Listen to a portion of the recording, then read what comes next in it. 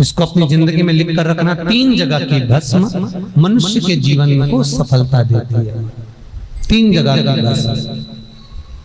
पहली, कहीं पर यज्ञ हुआ हो और बड़ा विशाल यज्ञ हुआ,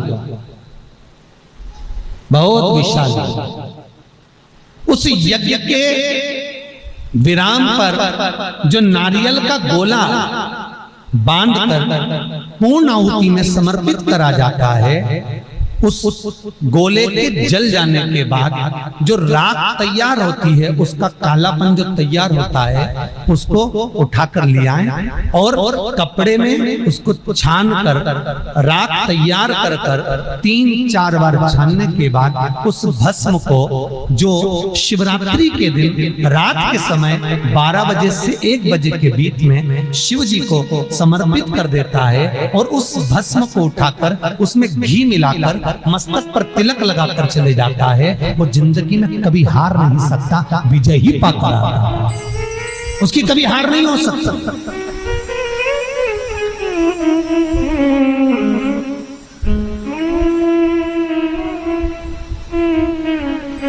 वो कभी हार नहीं सकता। ये जितने राजनेता होते हैं, राजनीति करने वाले, टिकट मिलेगा नहीं मिलेगा, टिकट मिलेगा नहीं मिलेगा, उस मझधार में पड़े रहते हैं। शिव महापुराण की कथा कहती है वो भस्म विजेता को प्रदान करती है। आपको किसी से नहीं करना, किसी के हाथ नहीं जोड़ना, केवल वो भस्म का तिलक लगाकर जिससे आपका काम निकालना है उसके सामने पहुंच जाएगा, आपको सुख का अनुभव हो जाएगा, कार्य सिद्ध। तो भस्म इतनी प्रबल होती है। 3 जगह की भस्म। दूसरी भस्म, महाराज